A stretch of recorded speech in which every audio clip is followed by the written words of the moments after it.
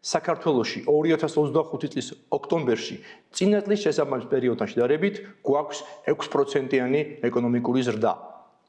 პირველი 10 თვის საშუალო რეალური ზრდა შეადგენს 7.6%. წინა წლის შესაბამის პერიოდთან შედარებით ზრდის მიმართულებით მნიშვნელოვანი წვლილი შეიტანეს შემდეგმა დარგებმა: ინფორმაცია და კომუნიკაცია, ტრანსპორტი და დასაწყობება, ფინანსური და სადაზღვევო საქმიანობები, ასევე უძრავ ქონებასთან დაკავშირებული საქმიანობები.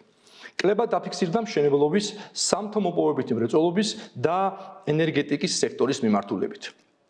2025 წლის ოქტომბერში წინასწარი მონაცემებით საქონლის ექსპორტი გაიზარდა 0.4%-ით წინა წლის შესაბამის პერიოდთან შედარებით, ხოლო იმპორტი შემცირდა 3.1%-ით. ამავე პერიოდში საქართველოს ტერიტორიაზე დაფიქსირდა დაახლოებით 6000 ახალი საწარმოს რეგისტრაცია, რაც 11.2%-ით შემცირებულია წინა წლის შესაბამის პერიოდთან შედარებით.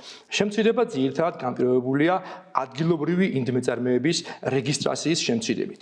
7%-ით გაიზარდა ეკონომიკური ზრდის წინასწარი შეფასებისას გამოყენებული DGG-ს გადამხდელ საწარმოთა ბრუნვის მოცულობა და 15 მილიარდ 500 მილიონ ლარს გადააჭარბა.